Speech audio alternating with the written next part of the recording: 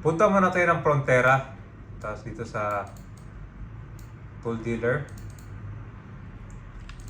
So tanggalin mo itong mga items kasi bebenta natin. Ito kasi siya, hindi na gagamitin yan. So tool dealer, sell. Yan, para bawas inventory. So after nyan, nandito na tayo sa Frontera ulit. Hanapin mo tong Help Solo Pack. Yan. So lalabas na yung mga free items mo and cards. So ito na siya.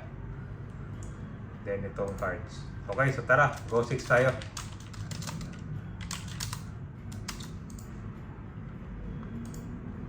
So unahin natin tong headgear. Capra ka muna, tapos guild storage. Pili ka lang ng dalawa dito. Ito siya, same effect lang yan ng kaho. Kuha natin ng 2 piraso. Alright, so ubuhin muna natin yung isang kaho. So kuha tayo ng Orc Hero card. Tapos 2 kill. Isang Dark Snake Lord. Tapos isang Marduk card. So after nyan, lagay muna natin. Orc Hero card, sa sunglasses natin lagay. Tapos sa kahon naman, Marduk, lagay natin dito. Unahin natin itong mini crown. Ito yung first kahon natin. Dark Snake Lord, 2 kill. Ito, meron na siya. Tapos next kahon naman natin ito. So kuha lang tayo ng card, yung storage. Kuha tayo ng Dark Snake Lord, isa. Isang Marduk. Tapos isang Archangeling card. Ito. So ngayon lagay natin Dark Snake Lord dito sa green pillar. Pangalawang kahon natin to. Tapos Marduk, Sealed Archangeling. Tapos isa pang Sealed Archangeling. Ito siya, na dito na sa solo pack yung isa. Ito. So ito yung pangalawang kahon natin. Yan. Dark Snake, Marduk, 2 Sealed Archangeling. So 2 na siya. Pang yan, pang switching. Ito kasing kahon na Mikel, pang Soul Destroyer yan. Okay, tapos isa naman siya pang normal na attack. Ganyan yung mga cards niya. Okay, dito sa middle naman, lagyan natin ng Hunger Chip Mouth. Tapos sa armor, Capra, Guild Storage, Valkyrie Armor. Kuha ka ng Togong ka card. Lagyan natin dito. Yan. Sa weapon naman, ito GPI Speak plus 9. Ang next natin dito, itong weapon dito sa right side naman. Capra tayo, Guild Storage. Kuha tayo ng plus 4 Valkyrie Knife, 2 piraso. Yan. So unahin natin itong first Valkyrie Knife muna. So kuha tayo ng isang Lord of Death card.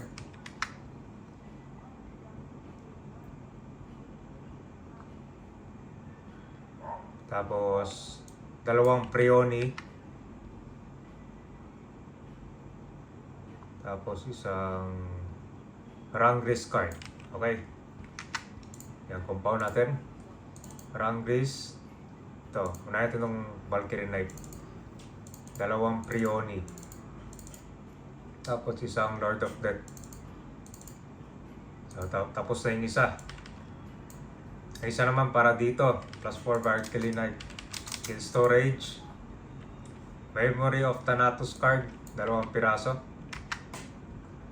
Tapos Turtle General card, 2 piraso. So compound natin.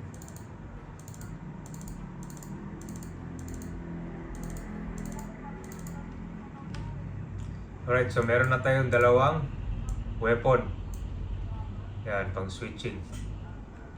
Okay, kung napapansin nyo kabay, dalawang set yung kaho, weapon niya, tsaka itong sa accessory.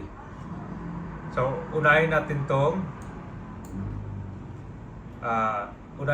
Soul Destroyer type naman, tsaka Meteor Assault. So, sa headgear niya, itong card na merong kill.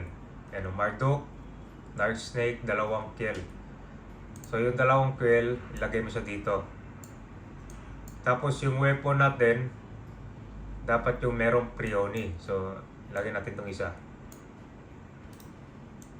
So, ang card niyan sa kabila, Lord of Death, Prioni, dalawang Prioni, isang Rangris.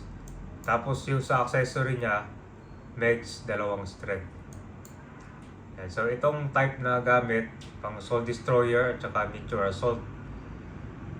So, yung Meteor Assault, mag-spam kayo para yung kalaban ma-status. Tsaka ma-dispel din sila.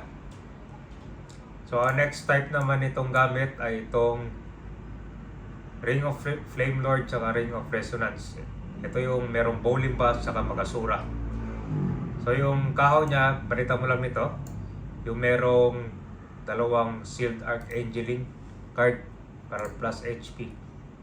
Tapos sa weapon naman, alisin mo to. Ay lalagay mo ang weapon, yung merong 2 Thanatos and 2 Turtle General. Yan, pagdagdag damage yan. Physical damage, ito naman attack plus 20%. So lagay mo to dito. Tapos sa accessory, alisin mo lang itong dalawang Megs. Lagay mo itong Ring of Flame, tapos itong Ring of Resonance. Yan. So itong type na gamit na to is Ifrit Ring type. So mag-EDP ka, tapos papalo ka lang. Trigger ng Bowling, Asura. Yan. Magiging pera kasi yan. So, na-click mo na lahat. Tingnan mo yung pera mo. 800 million. So, ngayon, punta tayo dito sa food dealer. Sa Frontera to ha. Pindutin mo tong food dealer. Bili ka ng Chemical Helm, 40 pieces. Shield, 40 pieces. Armor, 40 pieces. Weapon, 40 pieces. Tapos repair, 40 pieces. So, pwede mo siyang ilagay dito kahit saan. Ako kasi, nilalagay ko dito sa skill bar para pang code yan, para hindi ka mabasagan ng gamit. So, discard mo na lang kung saan mo ilalagay yan. After nun, punta tayo dito sa gitna naman. Pinutin mo tong Berry Exchanger, ito. Tapos, Exchange Berry Ticket. So, magkakaroon ka ng 200 berries. So, lagay mo lang sa dito kahit sa skill bar. So, lagay natin sa F9. Ngayon naman, ituturo ko sa inyo itong 4RT tools at saka itong auto berry. So, ngayon, yung berry natin nandito sa F9. Tapos, itong skill na pang kill or gagamitin nyo, ito, Bowling Bash, nasa F1. F2, Magnum Break. So, pinito mo itong escape. Tapos BMI shortcuts, hotkey F1, F1 yan. F2, so hanggang F9. So yung iba dito, diskarte mo rin kung anong skill lalagay mo. Pero ang pinaka-standard nito, hotkey 11, F1, hotkey 19 hanggang F9. Yan. So meron na tayong F1, ito yung Bowling Bash, F2, Magnum Break. Okay? So next natin, buksan mo yung Elves folder. Okay, ito, Elves Origin. Open mo yan. Tapos pindutin mo itong 4RT Tools. Yes. So may lalabas yan dyan. Ang unang gagawin mo dito, pindutin mo itong Ragnarok Client. So pili ka ng RO. Ito yung Elves Origin. So ito yung LK na, pangalan natin LQ1. Dapat pangalan niya ng LK mo. Tapos, autopath, lagay mo lang nan, 00. Ito, 0 mo lang yan. Tapos, YGG Drasil. So, lagay natin F9 kasi nasa F9 yung berry, di ba? F9, itong SP, F9 din. Tapos, yung percent sa HP, 92%. Tapos ito, 12%. Delay, 0. Next, skill timer, 0. So ngayon, ang next naman ito, yung skill na gagamitin natin. Di ba yung F1, merong bowling. So lagyan natin ng check to. Ganyan kasi yung kabay, no, blanco yan. Lagyan mo ng check. Tapos yung magnum brake, di ba F2 yun.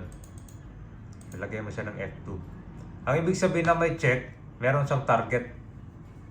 So yung magnum brake kasi walang target siya. So lagay lang natin ganyan, shade lang. Okay? Maglalagay ka lang ng check kung merong target na tatamaan. Tapos ito, compatibility.